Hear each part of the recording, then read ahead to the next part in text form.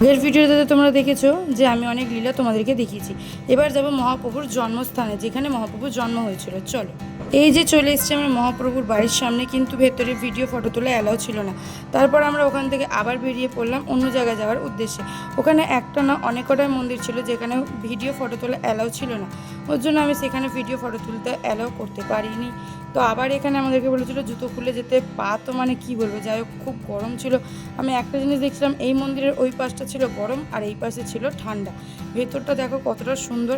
এখানে জুম করে তোমাদেরকে দেখাচ্ছি সামনে। এখানেও ভিডিও ফটো তোলা বারণ ছিল, তো আমি সামনে থেকে দেখছিলাম যে কয়েকজন ভিডিও ফটো তুলছিল, ওর জন্য আমি এখান থেকে ভিডিও। তারপর ছিল একটা রাধাকৃষ্ণের মন্দির। চলো ভেতরে যাই। ভেতরে গিয়ে দেখলাম ছোট্টর মধ্যে রাধাকৃষ্ণ, যেটাকে দেখে খুবই মিষ্টি লাগছিল।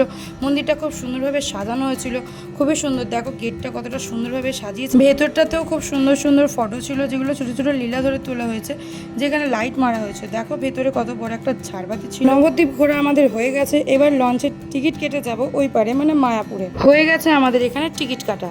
আসার সময় তো ভিড়টা কমই ছিল, যাওয়ার সময় খালি ভিড়টা আমি দেখছিলাম, কত ভিড়। তো নেক্সট ভিডিও থাকবে পরের পার্টে।